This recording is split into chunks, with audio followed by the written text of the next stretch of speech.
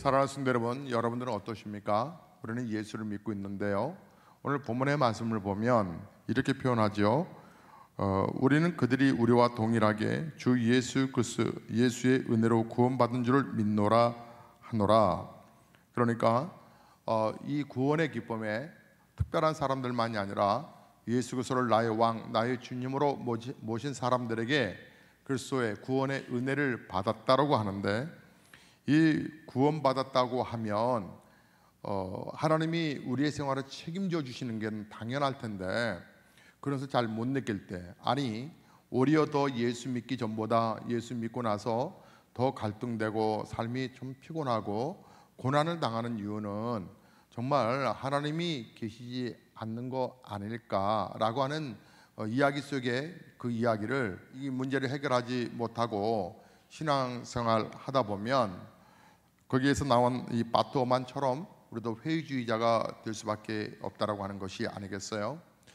저는 오늘 여러분과 함께 이제 말씀을 좀 찾아가면서 우리 고난과 이 악과 이 세상의 불의성 속에서 우리 성도가 고난 당하면서도 어떻게 살아야 할지에 대한 부분들을 정확하게 좀 정리했으면 좋겠습니다. 저는 고난은 참 신비한 힘이라고 생각이 듭니다. 어떤 사람이 정말 그 사람이 하나님의 사람인지 아닌지는 뭐로 구분하기가 참 어려워요. 그러나 고난 당하고 있는가 아닌가를 보면 그 사람이 하나님을 믿는 사람인지 아닌지를 구분할 수 있습니다. 하나님의 사람은 하나님의 영이 그 사람 안에 있는 사람입니다. 그 여부는 고난을 당해보면 알 수 있는데, 정말 신기할 정도로 성령님이 마음에 계신 사람과 성령님이 계시지 않는 사람의 반응은 다릅니다. 교회 안에도 마찬가지입니다. 교회 안에서 성령 하나님의 지배를 받는 사람과 다스림을 받는 사람과 성령 하나님의 지배에 대해서 성령님에 관해서 내가 마음문 열지 아니하고 그분을 모셔드리지 않는 신자와 삶이 다릅니다. 여러분이 로마서 8장 38절과 39절의 말씀을 잘 아실 것입니다. 그 말씀을 보면 이렇게 표현되어 있죠. 제가 35절부터 한번 읽어 드릴 테니까 여러분이 암송했던 기억을 되찾아 보시기 바랍니다. 누가 우리를 그리스도의 사랑에서 끊으리요? 환난이나 공고나 박해나 기근이나 적신이나 위험이나 칼이랴. 중간 생략하고, 자, 내가 확신하노니 사망이나 생명이나 천사들이나 권세자들이나 현재일이나 장래일이나 능력이나 높음이나 기쁨이나 다른 어떤 피조물이라도 우리를 우리 주 그리스도 예수 안에 있는 하나님의 사랑에서 끊을 수 없으리라. 자, 그 어떠한 고난, 어떠한 문제라도 하나님의 사랑에서 끊을 수 없다. 이것이 이제 성경의 말씀인데, 어떠세요, 여러분? 성령으로 충만한 성도들의 믿음의 고백이라고 고백이 드는데, 하나님이 어디 계시느냐고 조롱하는 사람들 앞에서, 아니 내 스스로도 정말 하나님이 계시는 건가 헷갈리고, 계신다면 어떻게 나에게 이렇게 무관심하실까라는 생각이 들 때에 우리가 정립해야 할 오늘의 메시지입니다. 여러분의 이해를 돕기 위해서 성경을 우리가 좀 찾아보려는데요, 시편의 말씀을 좀 열어보겠습니다. 시편 제 23편을 먼저 보겠습니다.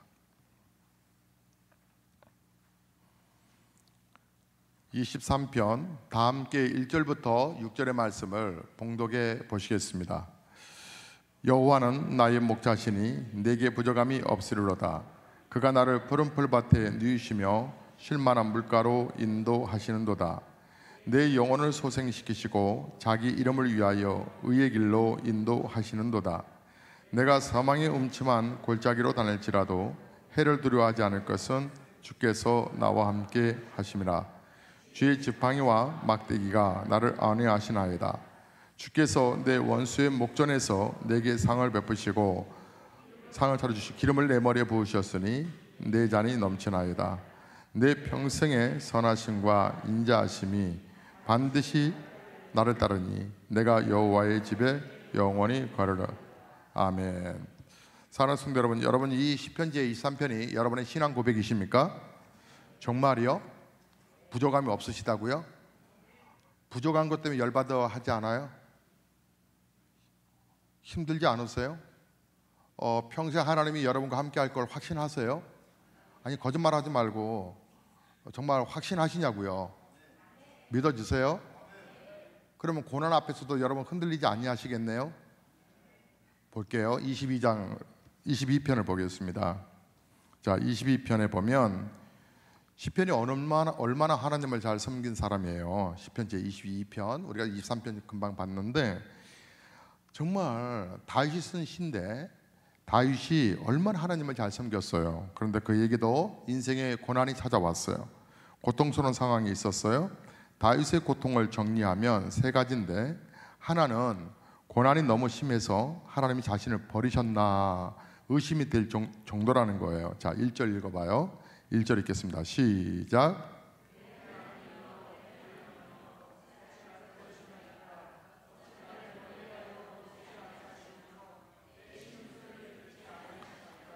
고통의 신음이겠죠. 그런데 어찌하여 하나님이 내 소리를 듣지 아니하시냐고, 하나님 나를 버리셨나? 이렇게 이 지경까지 다윗이 아파합니다. 그래서 그래도 포기하지 아니하고 계속 기도하지요. 그런데 아무리 기도해도 하나님이 침묵하신다는 것입니다. 2절 말씀 읽어보겠습니다. 2절입니다. 내 하나님이여, 내가 낮에도 부르짖고 밤에도 잠잠하지 아니하오나 응답하지 아니하시니이다. 여러분 겪어본 사람은 다 알지만 고통보다 더 힘든 것이 하나님의 침묵입니다. 여러분 가정에서 부부가 말 안 하고 침묵한다는 것처럼 무거운 공기가 없을 겁니다. 또한 자녀와 부모의 관계도 여러분 소통이 안 되면 그 무거운 침묵은 참 버겁습니다. 여러분 정말 고통보다 더 힘든 것이 침묵인데, 다윗은 아무리 기도해도 하나님이 침묵하신 것 앞에 너무 낙심합니다. 그러면서 그가 그의 신앙을 더 헷갈리게 했고 더 버겁게 했던 것은 뭐냐면 세상 사람들의 소리입니다. 조롱하는 소리거든요. 자, 우리 한번 보셔요. 6절 말씀 읽겠습니다. 6절 다 함께 읽겠습니다. 나는 벌레요 사람이 아니라 사람의 비방거리요 백성의 조롱거리이다. 아니, 세상에 사람들이 내가 하나님을 잘 믿는 거로 소문이 나 있는데, 그런데 내가 고난을 당하니까 사람들이 조롱하더라는 거예요. 저 짐승마도 못한 놈, 저 벌레 같은 놈, 세상에 저기 뭐야 저거, 하나님 믿더니 뭐야, 그 조롱 소리를 들었다는 거예요. 여러분 애들한테요 그 심증은 가나 물증이 없어서 애를 잡는 경우들이 있어요. 그래서 애를 했어 안 했어, 분명히 심증은 가니까. 근데 했어 안 했어를 계속 묻는 이유는 물증이 없어요. 그러니까 어떻게 얘기하기가 그래요. 그런데 이제 부모라고 하는 권위로 막 눌러대지요. 그러면 얘가 안 했어 한 2번 얘기하다가 속상해서 얘가 울어요. 울고 지방으로 가. 그러면 또 이제 부모는 헷갈려하죠. 아닌가? 애를 너무 잡았나 하고 막 헷갈려해요. 그런데 여러분 애는 그때 상처를 크게 받은 거예요. 정말 안 했다면 그 아이는 상처가 큰 거죠. 왜요?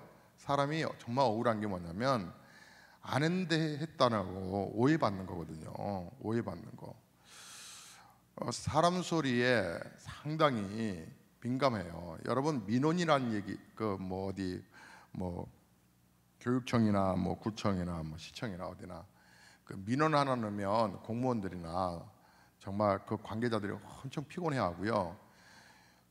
경찰서에서 우리가 어려운 일 당할 때 112 이렇게 누르잖아요. 112 누르면 무조건 출동이에요. 111 했는데 만약에 이거 급한 일 처리하고 갈게요 그랬다가는 심각한 일이 일어나죠. 어제 그 카페에 경찰청장이 왔어요. 선배 목사님하고 같이 오셔서 차를 함께 이렇게 나누게 됐는데, 그분이 뜨니까 그 도로가 그냥 길이 고속도로더구만요. 그냥 다 열렸다는 거예요. 선배 목사님하고 그분하고 또 어떻게 좀 가까우셔서 아주 좋은 맛있는 곳이 있다. 그래서 카페로 모시고 왔다는 거예요. 여러분 참 대단하죠. 뭐 그런 영향력 있는 사람이 있다라고 하는 것은 그런데 제일 민감하게 청장이고 누구 간에 민원 들어온 그 부분은 제일 민감해요. 그래서 정말 112 했는데 꼭 확인하고 출동을 해야 되는 게 원칙이란 말이에요. 그런데 소식이 없다. 그러면 정말 깝깝해지고 위험한 일이 되지요.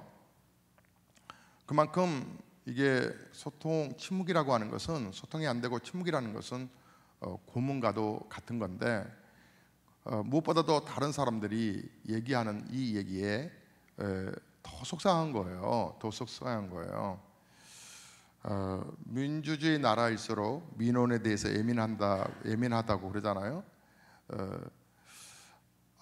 하나님이 도대체 왜 나라의 관료들도 위급하고 시급할 때는 돕는 손길이 오는데 왜 우리 하나님은 하나님이시라면서 내가 이렇게 고난당하는데 침묵하실까?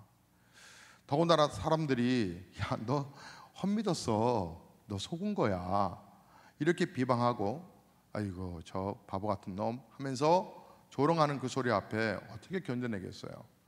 그러니까 내 문제 나 혼자 끙끙 앓아도 좋겠는데 오히려 하나님까지 조롱을 받고 있을 때 나의 신앙의 정체성은 헷갈리지 않았어요? 여러분도 어떠세요?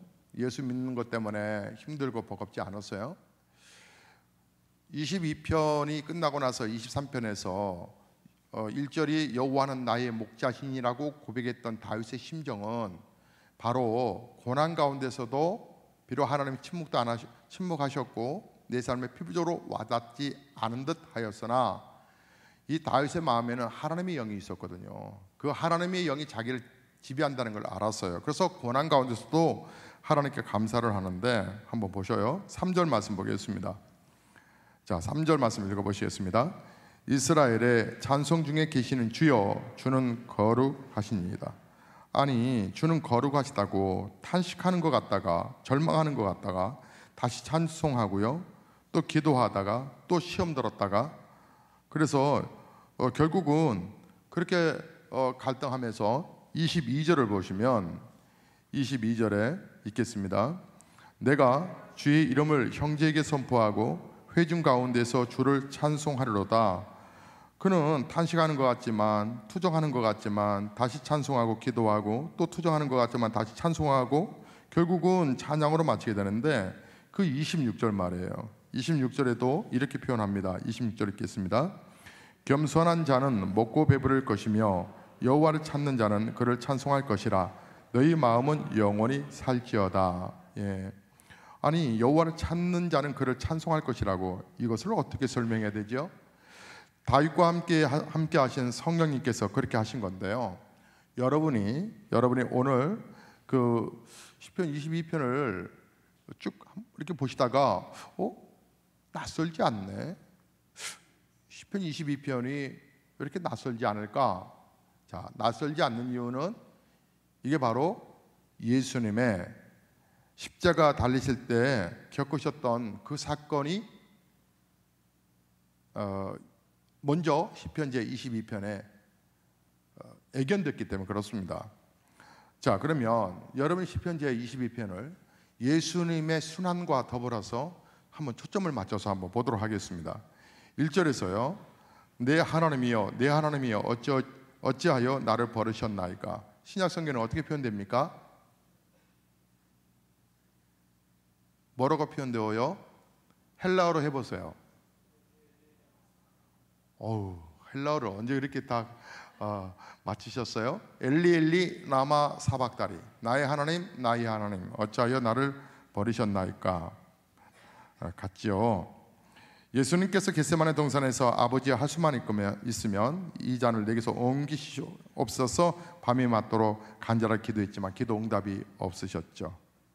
자, 7절과 8절을 한번 보실게요. 읽겠습니다. 나를 보는 자는 다 나를 비웃으며 입술을 삐죽거리고 머리를 흔들며 말하되 그가 여호와께 의탁하니 구원하실 걸 그를 기뻐하시니 건지실 걸 하나이다. 이 부분도 예수님 십자가에 있었을 때에 비웃는 많은 사람들과 한 강도가 있었죠. 내가 만일 하나님의 아들이라면 십자가에서 내려오고 나도 구원해라, 그런 말을 하죠. 자, 사람들이 예수님께 그렇게 말을 했어요. 시편 22편 14절에 나는 물같이 쏟아졌으며 내 모든 뼈는 어그러졌으며 내 마음은 밀랍 같아서 내 속에서 녹았으며. 예수님 그러셨죠? 물과 피를 다 쏟으셨죠. 예수님 뼈를 어그러뜨렸죠. 근데 시편 제 22편은 다윗이 이거는 그가 그의 삶의 고난을 너무 괴로웠던 부분들을 그가 시적으로 쓴 거예요. 그런데 내 고난의 문제를, 아픔을 이렇게 쓴 글이 시편 22편인데 예수님은 실제적으로, 그러니까 내가 뼈를 마를 정도로 근심하고 있어. 뼈는 마르지 않는데 뼈가 마른 정도로 내가 힘들다라고 하는 표현이잖아요. 시편 22편은 그 뜻이거든요. 그 부분이거든요. 내가 너무 힘들다라고 하는 건데, 그런데 힘든 걸 우리 예수는 실제적으로 경험하셨다는 거죠. 15절에 내 혀가 입천장에 붙었나이다. 우리 주님 내가 목마르다 그러시죠. 16절 악한 무리가 나를 둘러 내 수족을 찔렀나이다. 창으로 빨리 예수님 죽이려고 안식일 다가오자 옆구리에 칼로 막 쑤셔대어서 찔렀죠. 18절에 내 겉옷을 나누며 속옷을 제비 뽑나이다. 예수님 옷 다 찢고 다 나눠 가졌죠. 로마 군병들이. 예수님 그대로 겪으신 거예요. 그렇습니다. 다윗의 고통은 예수님의 십자가 사건에 대한 예언적인 사건이었단 말이에요. 하나님이 다윗이 고난당하는 것을 잊으신 것도 멀리 계신 것도 아니고 하나님의 뜻을 이루시기 위하셔서 다윗에게 고난을 잠시 허용하셨다라고 하는 것입니다. 사람들로 하여금 예수 십자가의 구원의 사건이 우연히 일어난 일이 아니라 하나님의 깊은 섭리와 사랑 속에서 이루어진 것임을 믿게 하기 위해서, 그래서 다윗이 말할 수 없는 고난을 당하면서 계속해서 찬송이 터져나왔던 것인데, 이것을 깨닫게 하신 이는 성령님 때문이었습니다. 여러분, 이것은 추측이 아니고요, 베드로전서 1장 8절과 9절의 11절의 말씀에 분명히 언급해 주셨는데 제가 새 번역으로 한번 읽어드릴게요. 베드로전서 1장 8절과 11절.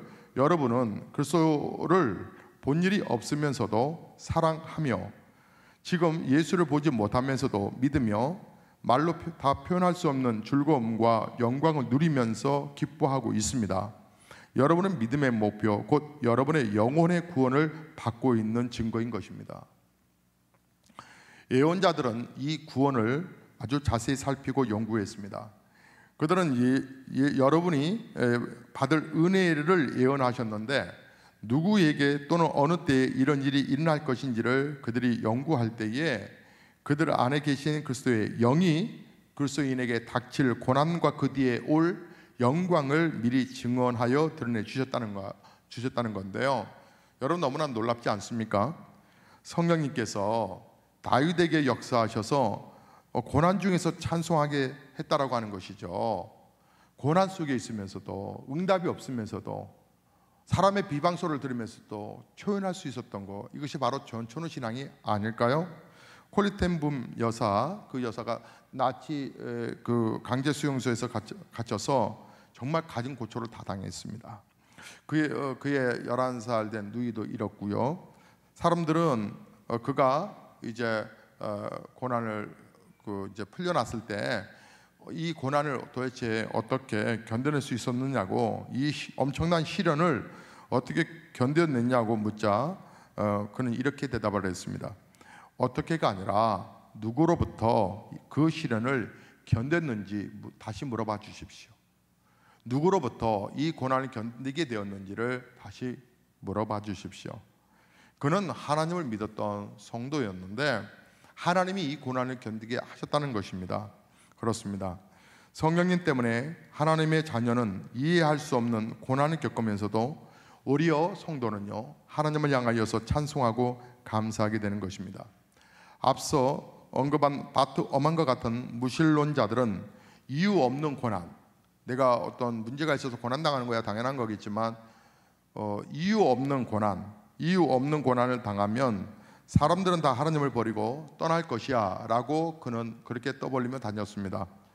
그런 이들도 물론 있죠. 고난 왔을 때 이게 뭐야? 심지어는 우리도 보면 성도님들 대입시험 끝나고 나면 기도하는 분들이 50% 줄고 또 애가 원하는 대학에, 부모가 원하는 대학, 또 자녀가 원하는 대학에 합격하지 않으면 내가 그동안에 기도한 게 헛됐나? 아니 하나님 안 계신 거지. 어떻게 우리 아들한테 이렇게 할 수 있어? 더군다나 똑똑한 놈이 왜 그날 시험을 망치게 하시는 거야? 그러면서 교회를 안 나오신 분도 계십니다.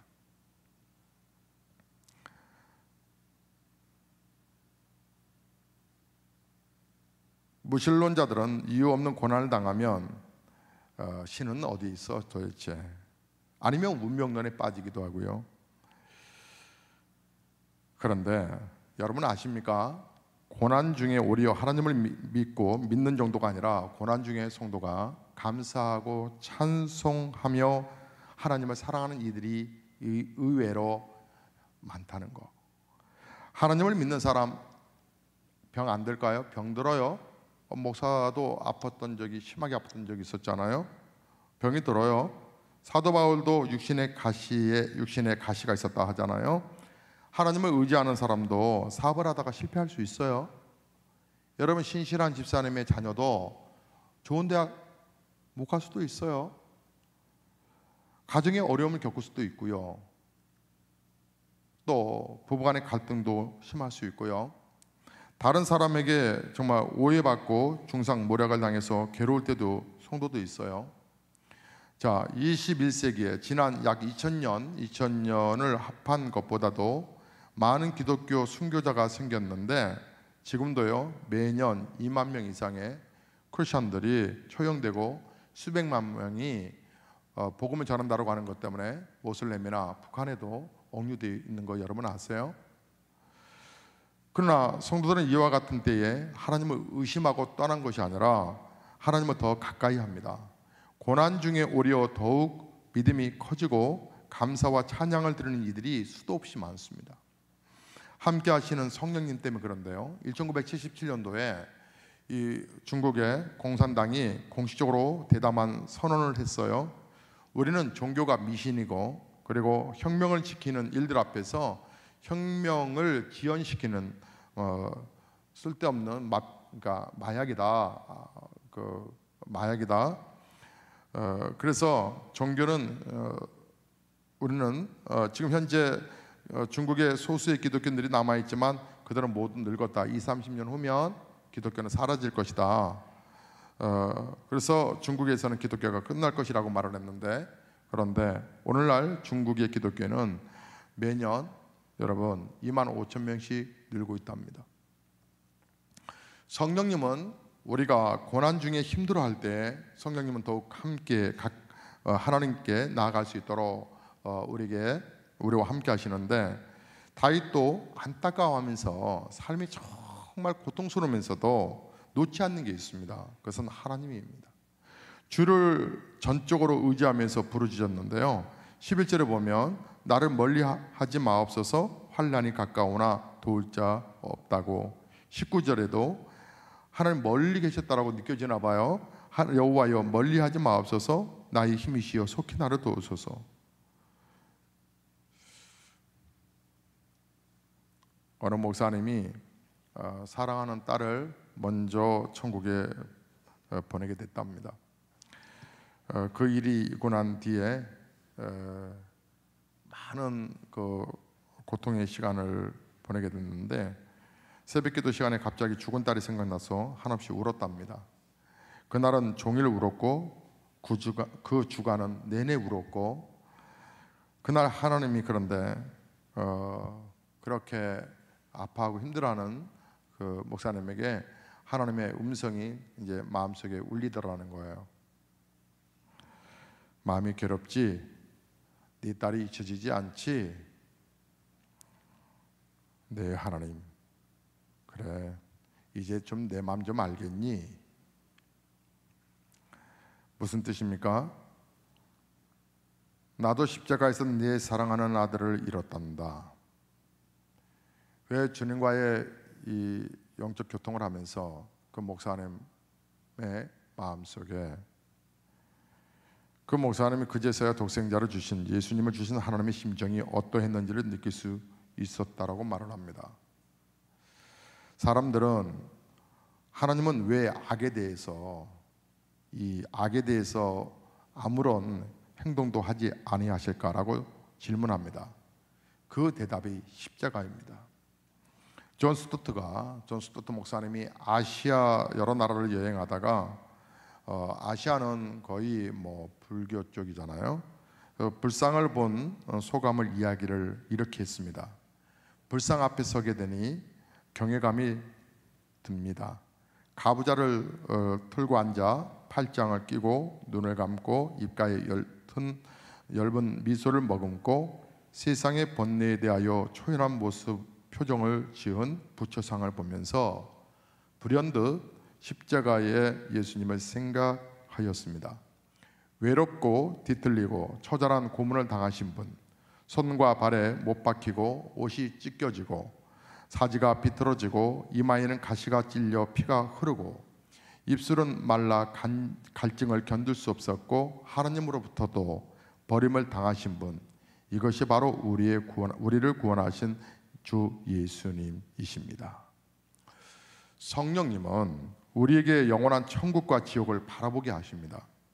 천국과 지옥을 알면 무엇이 복인지 무엇이 저주인지를 달리 파악하게 되고 또 분별하게 되고 또 달라 보이게 됩니다. 어떤 사람은 세상에서 부귀영화 다 누리다가 이 세상 떠나갈 때 그때 가서야 지옥문이 내려다 보이니까 안 죽으려고 악을 쓰고 발부둥을 칩니다. 그러나 세상에서 사는 동안에 믿음의 선한 싸움을 싸우다가 고생해서도 이 땅은 공중권세를 사단이 잡고 있으니까 뜻하지 않은 사고와 재난으로 인해서 우리가 고통을 당하고 아파해도 천당문이 환히 열리고 면류관이 기다리고 있다라고 보는 사람은 삶의 고난 속에서 그 자리에서 노래를 부를 수 있습니다. 여러분, 장석주 시인이 쓴 시 가운데 대추 하날이라고 하는 시가 있습니다. 대추 하날, 저게 저절로 붉어질 리는 없다. 저 안에 태풍 몇 개, 저 안에 천둥 몇 개, 저 안에 벼락 몇 개. 대추 하날, 저게 저 혼자 둥그러질 리는 없다. 저 안에 무소리 내리는 몇 밤들, 저 안에 땡볕 안에서 두어 달, 저 안에 초승달 몇 날이 들어서서 둥글게 만드는 것일 게다. 대추야, 너는 세상과 통하였구나. 여러분, 대추 하날도 태풍을 맞고 천둥을 맞고 벼락을 맞고 서리를 맞고 땡볕을 맞으면서 맺어진다면 천국 백성인 하나님의 사람은 어떠하겠습니까? 존 패튼 선교사는 남태평양 뉴 헤브리다스 군도에서 사역을 했습니다. 그가 갔던 곳은 25년 전 원주민들이 그곳에 처음 찾아간 두 선교사를 해변에 상륙하자마자 15분 만에 방망이로 내리쳐 죽이고 선교사들을 요리해 먹었습니다. 그 25년 동안 아무도 그 군도를 찾지 않았는데 아주 유명한 그 젊은 스코틀랜드 목사 패턴이 그곳에 가기로 결심을 했을 때 주위의 모든 사람들이 그를 만류했습니다. 무모한 짓이라고. 그 중에 디킨스라고 하는 노신사가 그를 보면서 그 스코틀랜드 목사였던 패턴에게 이렇게 말합니다. 그들은 사람이 아니야. 우리가 선교하려고 하는 그곳은 사람이 아니라 식인종들이야. 식인종한테 복음을 전하기는커녕 또 잡혀 먹힐 거야. 그 말을 들었던 패턴 목사가 자기에게 사랑에 충고를 한 그분에게 도가 넘어섰다는 걸 알고 이렇게 말을 합니다. 디킨슨 씨, 저보다 나이가 몇 년 더 많으시죠? 그러니까 저보다 더 빨리, 저보다는 순서대로 간다면 저보다는 더 빨리 무덤에 패턴슨 씨는 누울 것입니다. 그때에 죽은 당신의 몸에 분명히 여러 그 벌레들이 달려들어 당신의 살을 먹겠지요.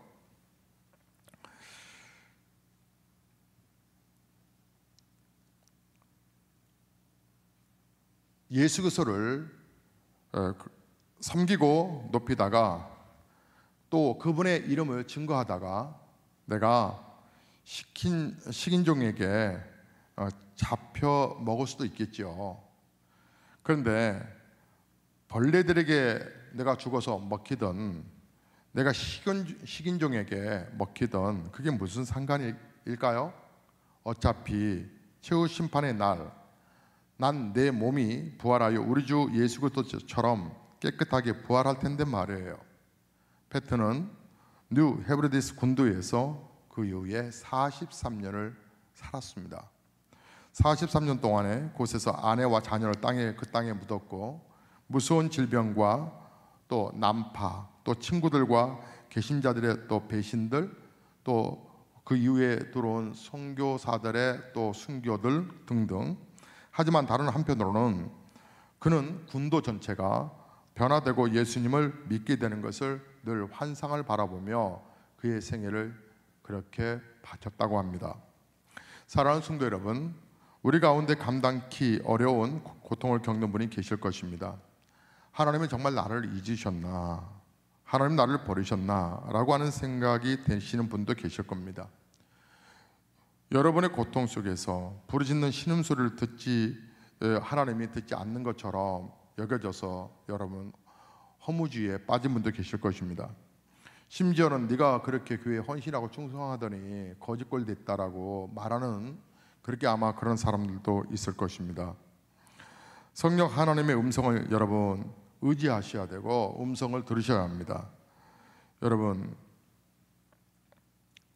믿음의 주여 온전케 하신 이인 예수를 바라보자. 히브리서 12장 2절 3절 말씀 있지요.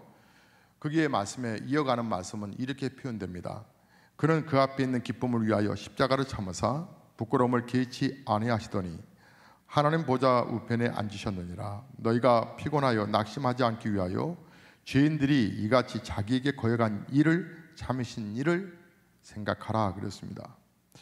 저는 말씀을 한 주 내내 붙들고 준비하면서 계속 마음이 뭉클해졌습니다.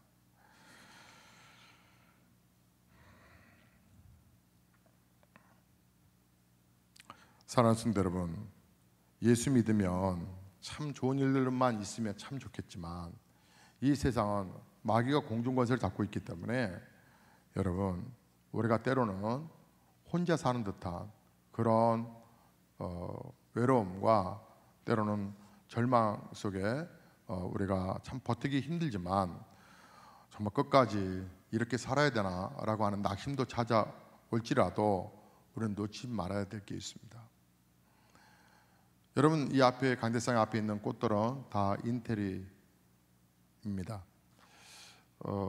조화라고 하죠. 또 주변에도 강대상 교회 예배당 다 디자인한 거죠. 꽃은 꽃인데 향기가 없는 걸 보면 생화가 아니기 때문이겠죠.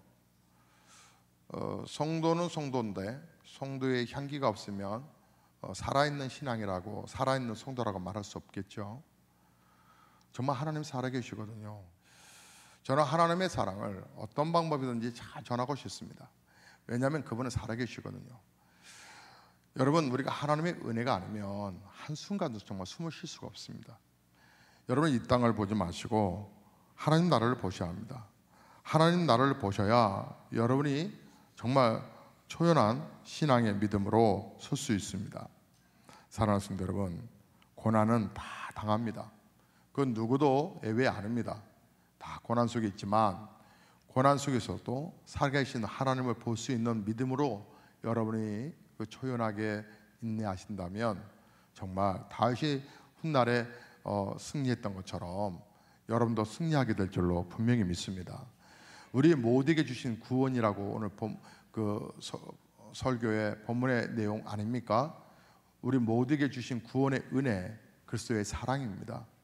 여러분 힘드셔도 세상길 가시면 결국은 또 여러분은 다시 돌아올 수밖에 없습니다.